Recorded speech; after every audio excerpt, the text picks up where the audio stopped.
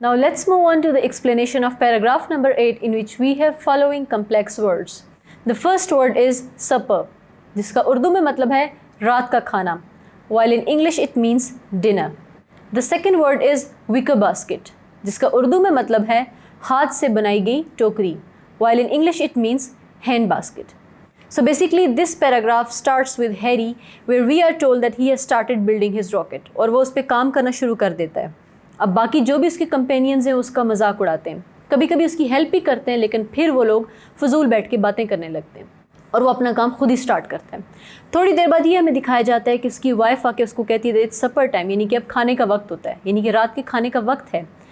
लेकिन हैरी उसको इग्नोर करता है और उसको कहता है कि मैं ये बिल्कुल भी नहीं खाऊंगा, मुझे मरीख की उगाई हुई कोई भी चीज़ नहीं चाहिए, बल्कि मेरे लिए ज़मीन से लाई हुई वो चीज़ें लाओ जो कि फ्रीज़र में रखी गई हैं.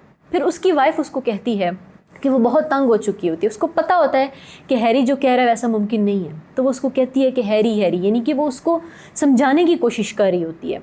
और फिर हैरी उसे कहता है कि हमें यहाँ से जाना होगा, यानी कि हम यहाँ पे स्टे नहीं कर सकते. इस सीन में हमें बेसिकली ये बताया गया है कि हैरी जो है अब इस काम पे लग चुका है, वो चाहता है कि हम यहाँ से जाएं, लेकिन कोई भी उसका यकीन नहीं करा. वो लोग उसका मजाक इसलिए उड़ा रहे हैं क्योंकि उनको लग रहा है कि ना तो ये रॉकेट बिल्ड कर सकता है, ना ही हम वापस जा सकते हैं. और उसकी बीवी भी यही सोच रही होती है. That's why she was convincing him कि ऐसा नहीं हो सकता. लेकिन हैरी अपने इस इरादे पे काफ़ी पुख्ता लगता है और यहाँ पे ये पैराग्राफ ख़त्म हो जाता है. I hope you have understood this explanation. Thank you.